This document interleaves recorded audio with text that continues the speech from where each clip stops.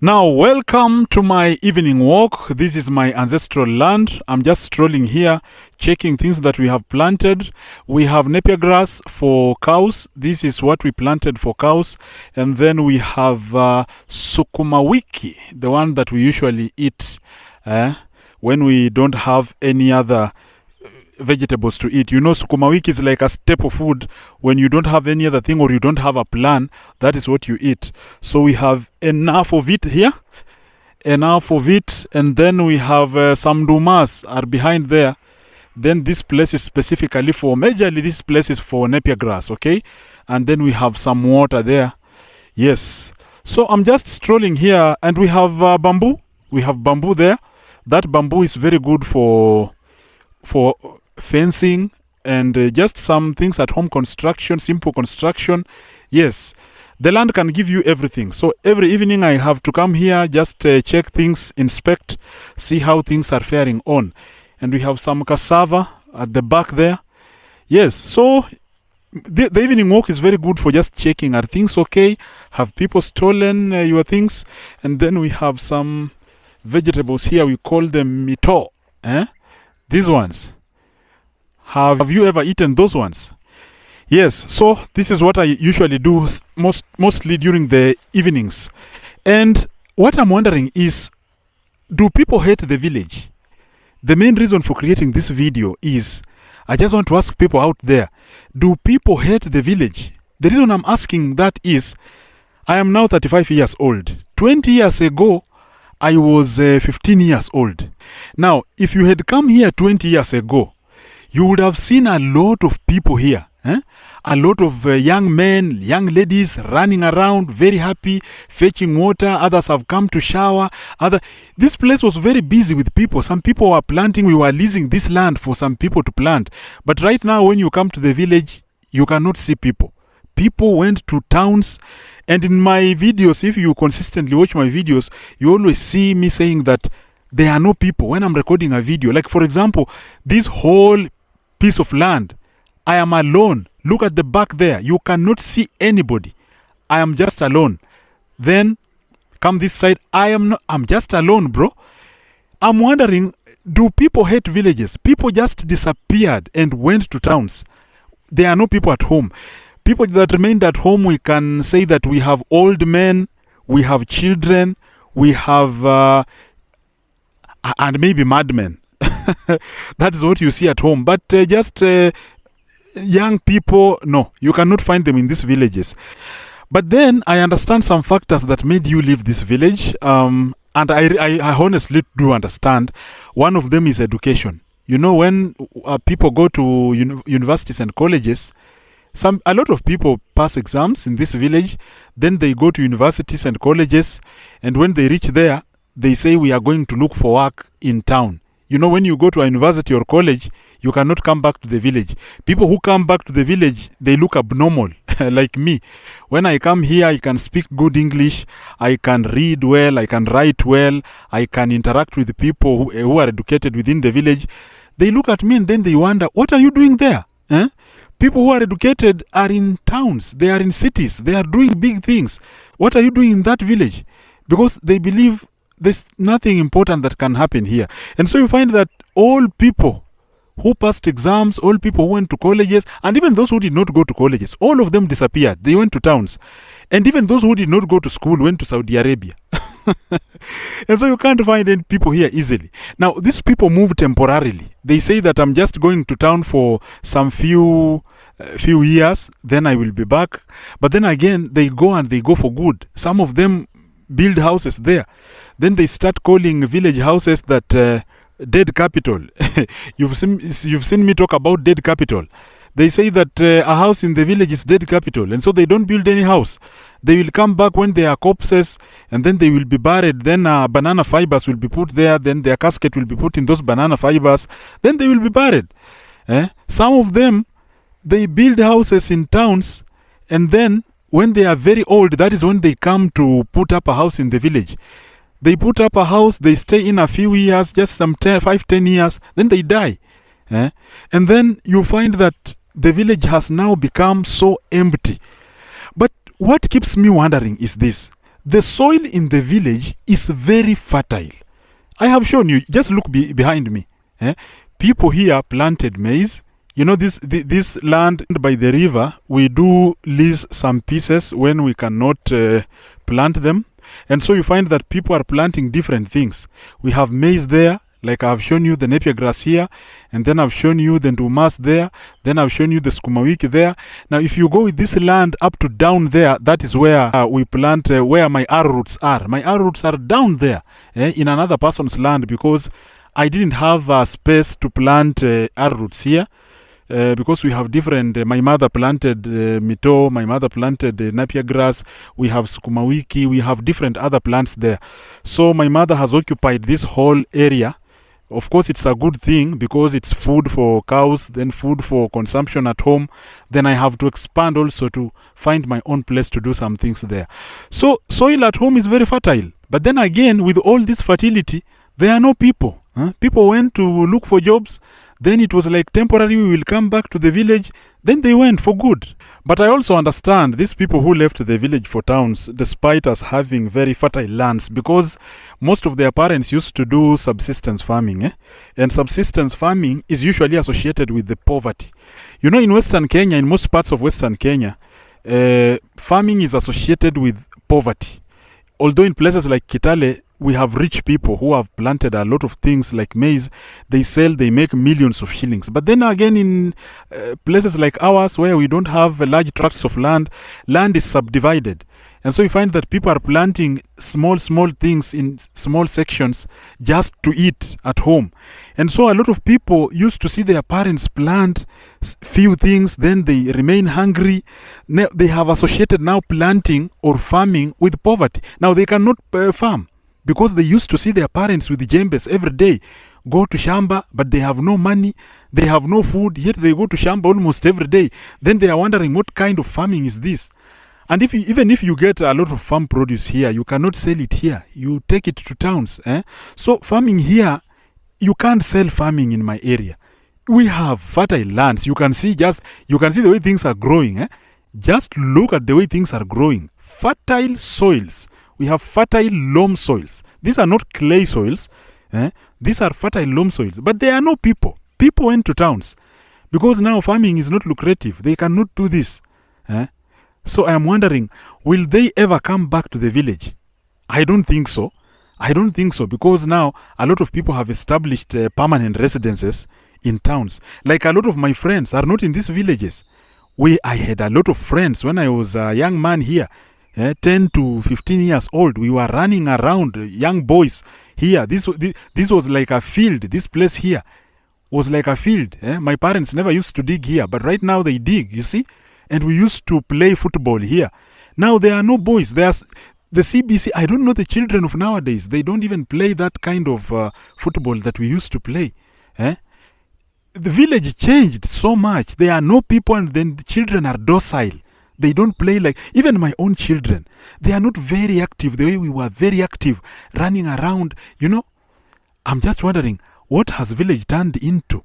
Some of us who love quiet lifestyles, yes, we get everything we want. We get the peace. We get the quietness. You can feel the quietness. The quietness is amazing. But then again, why did people desert the village? Why did they? Oh, I understand. As I have said, education, they go to look for money, but then they leave this place deserted. Will they ever come back? Will villages ever become active the way they were? I don't think so. Because why would they come back to the village right now? And you know, everybody right now is looking for money. Money is a problem. Money brought us a lot of problems because it is disrupting social fabric that we've had for quite some time. And you know, one of the things you'll notice is that the success we have right now in this world, or the perception of success, is not associated with the village. People now don't value peace of mind and quietness and just living a private life as something that is successful. You know, when you are a successful person and you say you are in a village setup like this, in a quiet place, just walking alone, that is not being rich. Being successful is being in town where we have fast cars, where we have buildings, luxury apartments. You have to be going for nightlife. You have to be in a very vibrant place where there's a lot of noise. Now that is success. The success that is being sold right now is not the success of peace of mind. It is the success of opulence. You have to be moving up and down, buying things here and there. The consumer culture, that one is in the US a lot. In the United States, the consumer culture is at all-time high. In the US, if you are successful, you are supposed to be putting on designer shoes. You are supposed to be putting on like Gucci bags. You're supposed to be walking with that. And so when you tell a person that you can repeat a cloth and then stay in a quiet place and then avoid a lot of expenditures, then it doesn't look very successful. It doesn't attract people. That one doesn't attract people a lot. What attracts people is that fast life. And there's a lady who told me recently in my comment section that she loves me, but she can't get married in the village. So she was telling me that she really, really loves me and she wants to be my wife, but then again, she cannot come to the village. Why does she feel so? Because she thinks life in the village is too slow. She cannot succeed. They cannot succeed because you need other people to help you succeed. Sometimes I wonder, do you really need other people to tell you that you are supposed to make progress in this life? Do you need other people for you to realize that you are supposed to hit some targets? I live a very different kind of lifestyle from people out there. Sometimes I wonder, do you need to see other people living very fast life for you to live a fast life? Do you need to see other people buying cars for you to recognize that you now need to buy a car? Sometimes you can just live in quietness, then set your goals, then know that you can achieve these things.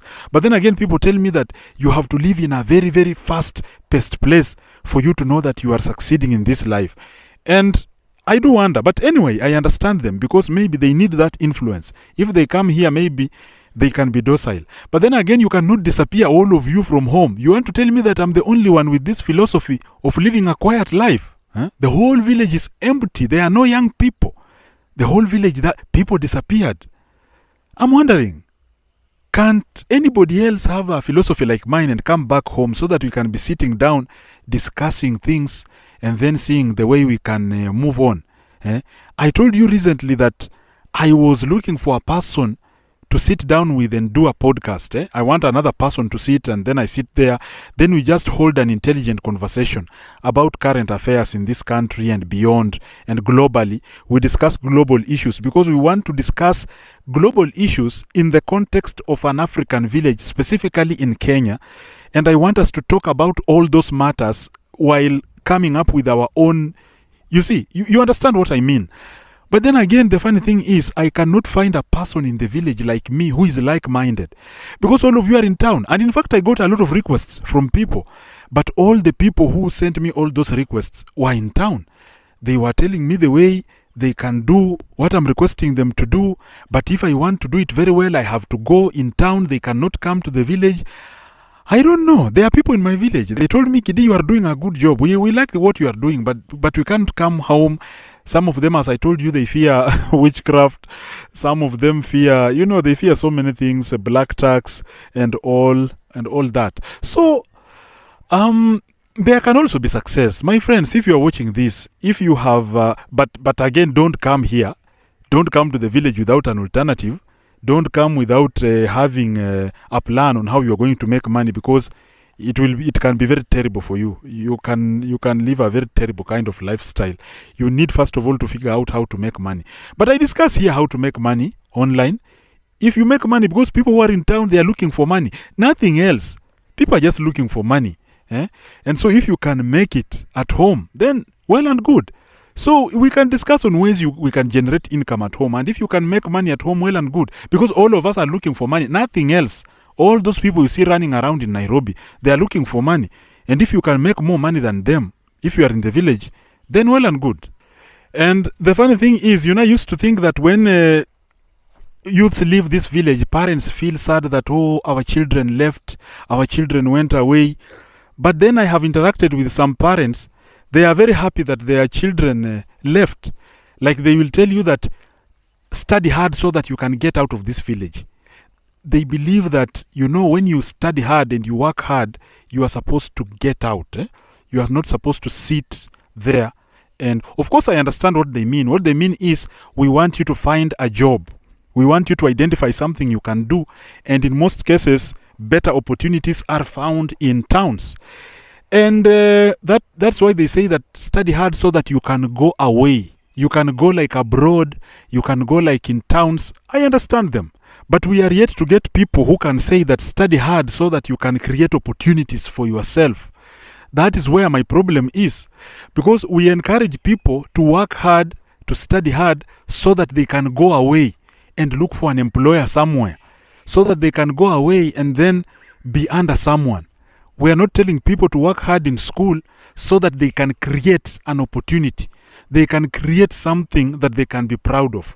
And I believe that is a gap that is there within the education sector. The education sector is teaching us to learn skills and go and be under someone. We need to learn skills and then learn how to apply them. If you can learn how to apply skills, I believe even in a village setup, you can apply those skills. You don't necessarily need to go away. And even abroad, going abroad is a good thing. By the way, abroad we have a lot of opportunities, a lot of money, a lot of dollars. But then again, have you interacted with these people who live abroad? I have. I have talked to a lot of people in the US. I have friends personally who are in the US right now. I have friends in Australia and a lot of them now in Britain because fellow nurses went to Britain. Europe, actually. Europe. And so when I interact with these people, they do make money. They actually do make money. These guys make money. Now, their complaint, all of them, it's very consistent. In the US, in the UK, in Australia, they only have one complaint, and that is the cost of living. The cost of living is way too high. Way too high. I have a friend who is a nurse in the US. We believe nurses make a lot of money in the US, and they do, actually. But then again, they spend a lot. The guy has 2 children. 2 children are in school. The amount of fees that guy pays in New York is insane. Just fees for 2 children. And then he pays rent. The guy finds that he has almost nothing remaining at the end of the month. And then you look at the statistics, you find that people in the United States, a lot of them don't even have $1,000 in emergency.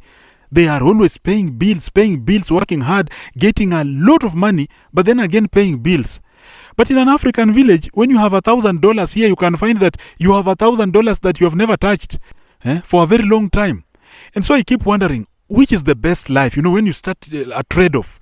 Now, should I stay here or should I go? Now, the decision depends on you. But for me as a person who loves peace of mind, I would rather make $2,000 than relax. Then if I find an opportunity to go to the US, because I have always wanted to go to the US as a nurse, if I go there, I can't go there and marry. My mathematics is not to go there get a wife and children, no. But I know the US system wants you to go there, find a wife, then get children, then start spending there, or maybe you do child support, then you start paying a lot of money, a lot of bills. I already know when I'm still in Africa. So if by chance I succeed to go to the US, number 1, no wife. Number 2, no children. I am going there specifically to work, get money, invest home, and first to come back home. Come back home. Because I know this is where peace is. The only thing we don't have is money. Money. We just don't have money here. And a lot of it. The US has a lot of money. Europe, a lot of money. And these other foreign countries, a lot of money. The only problem is opportunities. Because the opportunities I've created for myself are very limited. And that's why I have to make sure that my children live when they come of age. And if they want me to teach them 1 or 2 things that they can do when they are in the village, then well and good. But then again, I understand you. Everybody succeeds wherever they want to succeed. I'm not saying that people who are in developed countries should come back to Kenyan villages, no. Because God decides where you can succeed. Some of you are meant to succeed abroad. Some of you are meant to succeed in Africa. Some of you are meant to succeed in cities. Some of you will do well in villages. We are not the same. We are all different. But what I'm just wondering is, why do people have to desert the village, all of you? And then I find that I'm doing this thing all alone. But again, I'm not complaining. I'm not complaining because you heard when I went to town, when you start filming in town, people start asking you, why are you filming here? Why are you filming here? But for me, I can now film freely in our land. Nobody will ask me anything here. This is our land. Nobody's going to ask me anything here. So I have a lot of freedom to make videos here. Yeah. Now, as I finish this video, my main concern actually is not people leaving the village. My main concern is not people leaving the village. My main concern is that you never return. You never return. Some of you left here 20 years ago. You never return. And then this looks like now a museum of old people and madmen and children. Young people, all of them are in town. You have deserted the village. Why should you do that? Why should you do that? When we want to meet people, we go to church. Of course, we have some other people. We have houses in these villages. But when you walk around, you find people are in their homes. They are scattered. People are scattered with a lot of fertile land. I keep wondering, why have you turned villages into a museum? You have gone and you have gone for good. Please find time to come back home. People who are like-minded, I think we should promote this idea of coming back home, but only if you have income. And so that is why I believe that with time we will start sharing how to make money in a village setup on this channel. I just don't know if that is because I don't want to do everything. You see, right now, I don't even know the content I'm doing. I don't know why my followers on YouTube follow me. Why do you follow me, by the way? Why do you watch my videos? Sometimes I think I have an aura. I don't know what I do on YouTube. Someone asks me, what is your content? I don't know my content. I just record myself doing things. Why? Someone comment down there. Why do you like watching me? Because I can see sometimes I have 30,000 views. Sometimes I have 20,000 views, 10,000 views. You wonder, all 40,000 people out there watched me. 10,000, 7,000, 5,000 people out there, they watched me. But I don't have specific content. I'm not focusing on finance. I'm not focusing on relationships. I'm not focusing on anything. I'm just with my camera, just good vibes, just moving around. But then again, I get a lot of people watching me. Why do you watch me, by the way? I'm also trying to understand, what do my people like? What do my viewers like? Do they like me on the camera? Do they like the aura?